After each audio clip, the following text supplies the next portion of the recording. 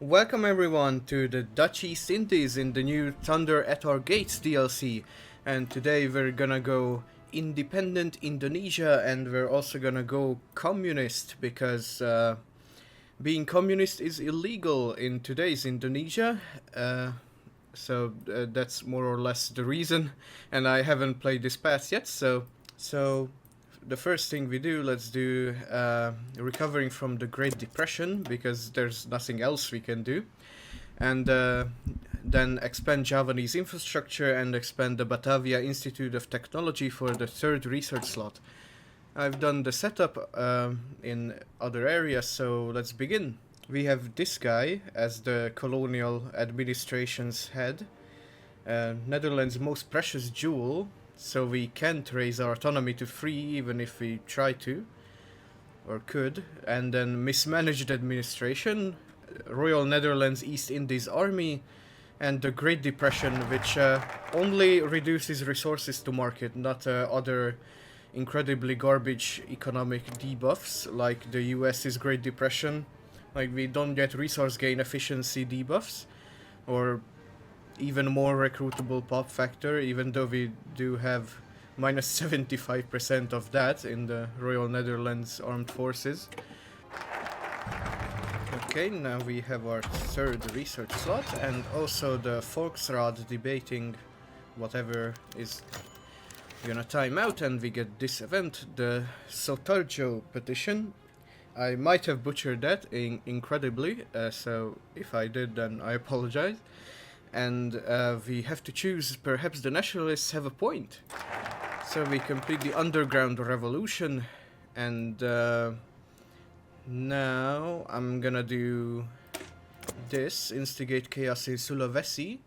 So we retain the cores on Sulawesi and Manado, or I guess we gain cores, because we don't have cores on those yet. Well, we're not gonna control this at the start of the revolution, but it's fine. We will control Medan and Riau, though. Also, we're gonna establish a revolutionary HQ in South Sumatra. Also, when that time's out, we can establish militia bases in various states, but we can only choose 3 of them. So I'm gonna choose these 3 up here. You're eventually gonna get the new Governor General for the Dutch East Indies event, so you can either just keep this guy or replace him with A.T. van Stachauer. I probably butchered that even more.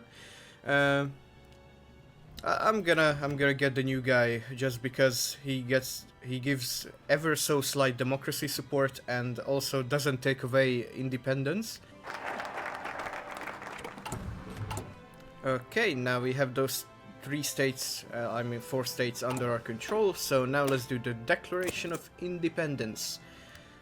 So, we won't be able to join factions, we will declare independence. Every state where we established a militia base or headquarters will be under our control, with the rest staying with the Netherlands. The Netherlands will not recognize our sovereignty, and a low-intensity conflict will commence. This could escalate to a war.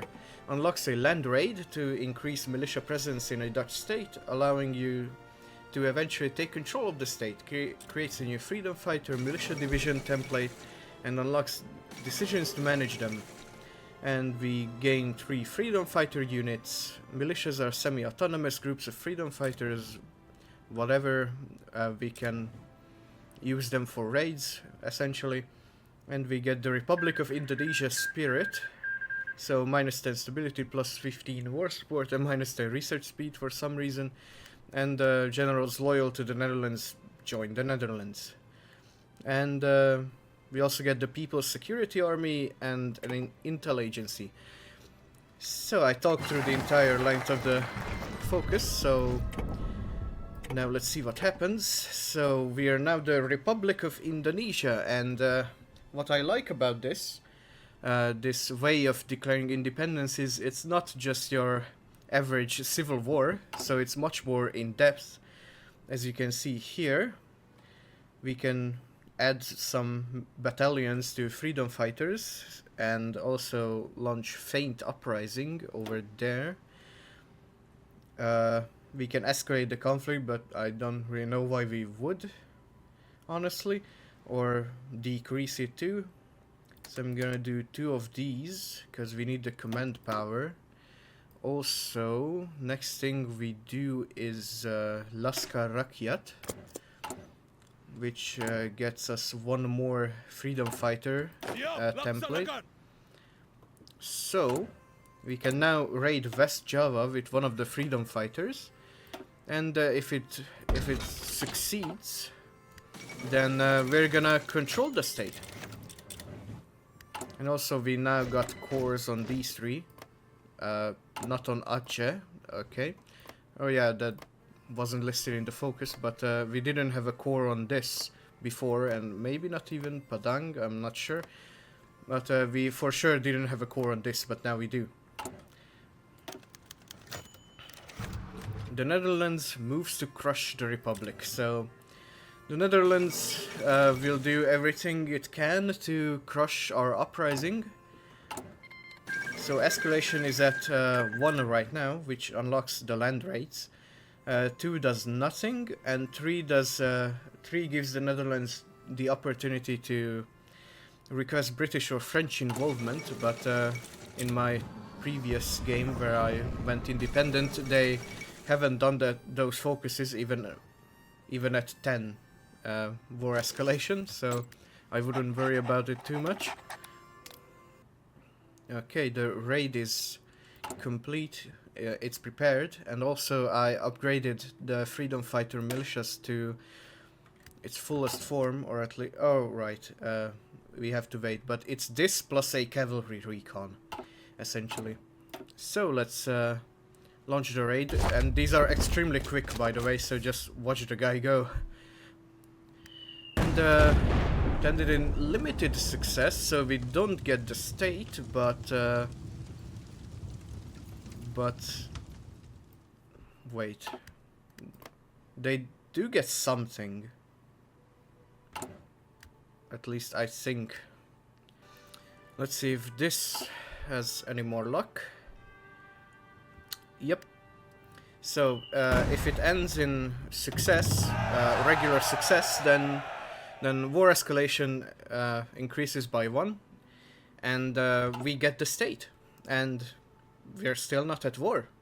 So this is much better, in my opinion, than just having a civil war, because island hopping here would be a fucking pain, to be honest. Also, we could order a ceasefire to decrease war escalation, so we get into a war later, but then we wouldn't be able to do raids for 120 days, so yeah, no. Okay, let's launch the next raid into Batavia, and it was only limited success. Okay, it adds militias competing for control, and they get some event, so that's what limited success does, I guess. Let's see the other one into East Java. Oh, we got that, nice. So let's prepare the next one to Bali, and also another one into Batavia when this disappears. Oh yeah, we need 20 command power. Alright, we can request international mediation, so I'm gonna do exactly that. So in 120 days, war escalation decreases by 1. Oh yeah, the Netherlands unlocked the decision to declare war, with heavy penalties due to international pushback. So, oh, they already do this. Well, that sucks. At least they get some debuffs from it, so that's something. And raid to Bali is a success. Let's go. So at level 5 we get the battle in Surabaya. So we either get 5 war support, 10 non-aligned support, 5 fascism support, and minus 10 democracy support, or minus 10 non-aligned support, minus 10 war support, plus 2.5 fascism support, and also democracy and communism support. Well, since we're going communist, we're gonna do this one. That's about it. That looked to me more than 2.5% communism support. Yeah, because it also took away 10 non-aligned support. Also, the raid to Batavia is prepared soon. Also, in 70 days, the Netherlands will declare war. What to do next? Let's do this one. The raid is prepared, so hell yeah! Now we have Batavia and the entire island of Java. Or yeah, I don't think this is considered part of Java. Yeah. So now we're at level 6, no effects. I don't think we want to get to level 7, because then the Netherlands wouldn't get penalties for declaring war. That's a decision, I think, yeah. And not a focus, so I don't know what debuffs they'll get, but if it's a spirit, then we'll see soon. Mass mobilization has been completed by the Netherlands, so now they don't get any penalties actually, which really sucks, but oh well. Can we prepare one more raid? I mean, maybe 30 days. So yeah, no, fortunately not. Okay, the Netherlands declared war, even though it says they will in 1 day, but oh well. And it increases escalation by 2. So we get the failed attempt on Sukarno's life, and also socialist parties merge. I don't know what that has to do with the war, or independence, but maybe it's just me being uneducated in Indonesian history. So, this only has one option, minus 2.5 stability, and we get this mission. Also, socialist parties merge, and we're gonna allow it, because we get communism support from it. Yeah, now we're at 32. And now we're at war. So, I already put some guys over there, although I don't think they're gonna do that much, and also some guys here, who also won't do that much. And that's more or less it. Alright, we have some stuff here in the reassert control over the Indies branch. So we could have done rapid escalation where we declared the war, but nah. So we bypassed that one. So we can either do the two-state solution, no compromise, no surrender, they said the thing, and the Renville agreement, so that that's only at escalation 10. And after seeking foreign help, so we can ask the Americans for mediation. And I don't exactly know what that does, but we're not gonna do that. We're gonna do no compromise, no surrender. So it activates a mission for the control of Java, but we already have control over Java, so we will just immediately complete it. And if we do, then we automatically just win. So that's the strategy, just do raids over Java until you have all of it, then do no compromise, no surrender, and you just win automatically. And we also get Indonesia Raya, which is this one, which is pretty good, but it's only a temporary spirit for almost a year. And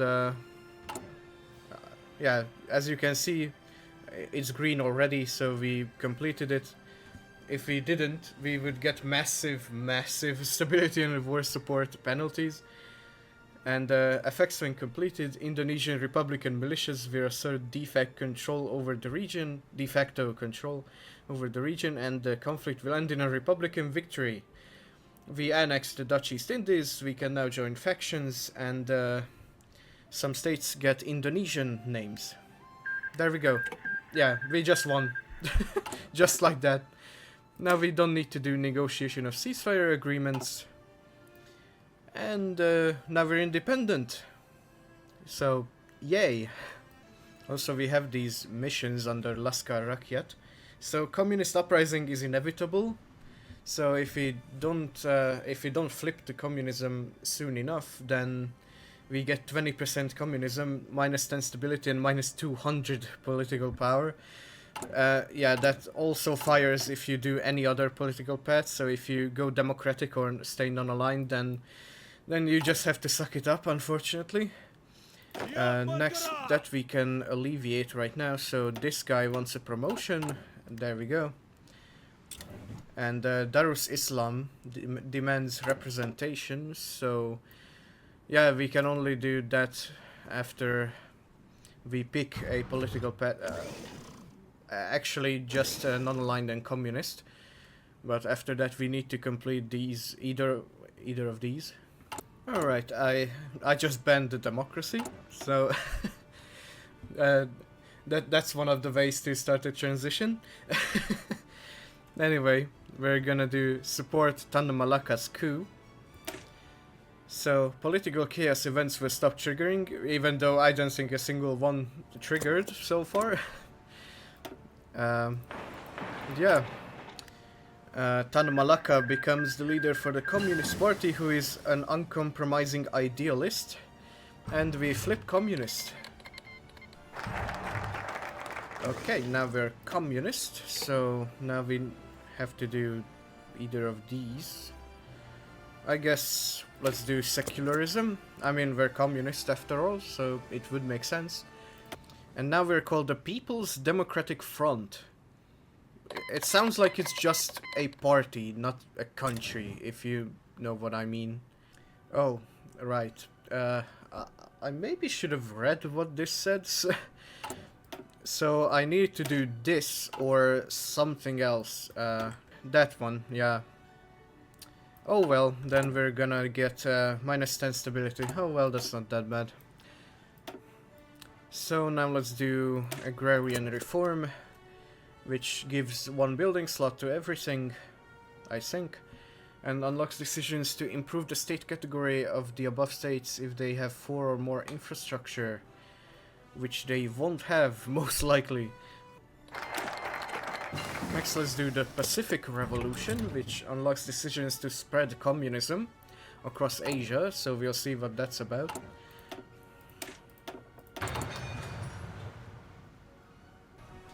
Next we're gonna do Purge the Opportunists. So it retires Musso, it creates the faction of Eslian, which is I think a typo, Preparatory Front, and unlocks call for revolution in countries with 60% or more communism support. Countries we instigate revolutions in will become our puppet. Okay, and now we can do these. So I'm gonna instigate one in the Philippines, even though they're fascist. Alright, we have achieved 62% communism in fascist Philippines, and they haven't broken free, unfortunately. So that means when we start the revolution, which is now, then the community of the Philippines has fallen. Huh. So they don't get a civil war. So the event the Philippines gets probably does either it's a civil war or they submit to us. And they chose to submit, so I don't have to fight America, so that's very much a relief. So, but thanks to Mr. Tan Malaka here, we don't get a lot of PP, unfortunately. Next one shall be... let's do Guangdong, why not? So, Guangdong just turned communist on their own. And now I can do call for revolution, god damn it. So, if you'll excuse me, I'll do some command line fuckery. So we're gonna tag over to... So, GDC. Okay. GDC. And set ruling party to neutrality. Then tag back to, I think it's DEI, nope, then IND, then what the fuck is it? PDF? Nope. Then we need to look at debug again. INS. Okay. And now we call for a revolution. And they, of course, they get a civil war. Of course. Anyway, this is my puppet now, and we're at war, and we'll be at war with China. Okay, now I finished the Federation of Eslia. Damn, that's one of the colors of all time. It looks good, to be honest. It looks like those jade vases that have that like calming sense. We don't get another flag, unfortunately, but we do get these decisions. Alright, these are the instigate revolution things, and integrate the community of the Philippines. Huh. And that's more or less it. To be honest, I like this Indonesian focus tree. It's more for the long game, though, which is not really my style, but it is what it is. Also, I don't think you can get rid of the Great Depression in all of its entirety, but it's not that bad, to be honest. So, yeah, that was Communist India. Not India, Communist Indonesia. So, if you like this video, comment, like, and subscribe, and I'll see you in the next one.